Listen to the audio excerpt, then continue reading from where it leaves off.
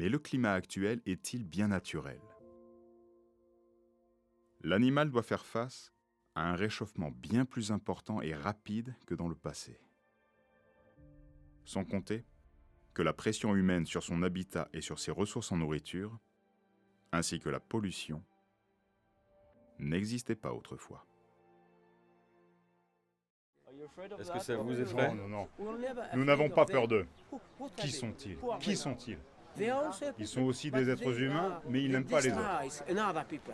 Ils haïssent les autres peuples, les autres religions. Voyez, nous par exemple, ils nous détestent.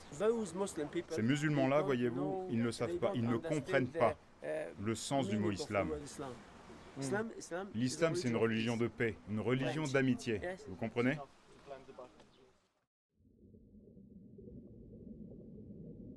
Les courants, redistribuant les œufs et les larves, contribuent au maintien de la biodiversité des écosystèmes marins sur plusieurs générations.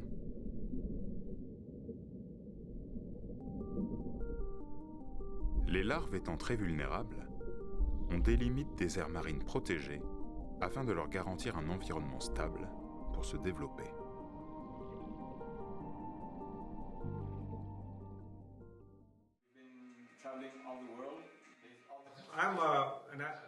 Je suis né et j'ai grandi en Afghanistan. J'ai eu une bourse pour aller étudier aux États-Unis. J'ai été diplômé et j'ai commencé à enseigner à l'université. Je suis retourné quelques fois en Afghanistan depuis ce moment-là, mais seulement pendant de courtes périodes. Quand j'y suis retourné, en 2012, eh bien, ce n'était plus du tout pareil. Maintenant, je n'y vais plus parce que c'est dangereux. L'endroit le plus proche où j'ai pu aller, c'est ici, au Tadjikistan. C'est pour ça que je me suis installé ici. Je retrouve le parfum de mon peuple en étant juste à côté.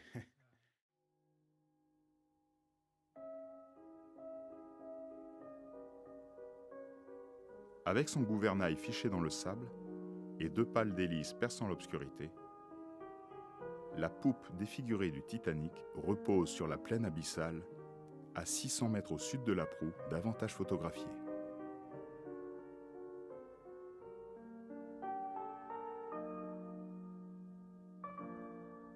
Révélé par de nouvelles techniques d'imagerie, le plus fabuleux navire qui ait jamais navigué continue d'exercer sur nous une trouble fascination.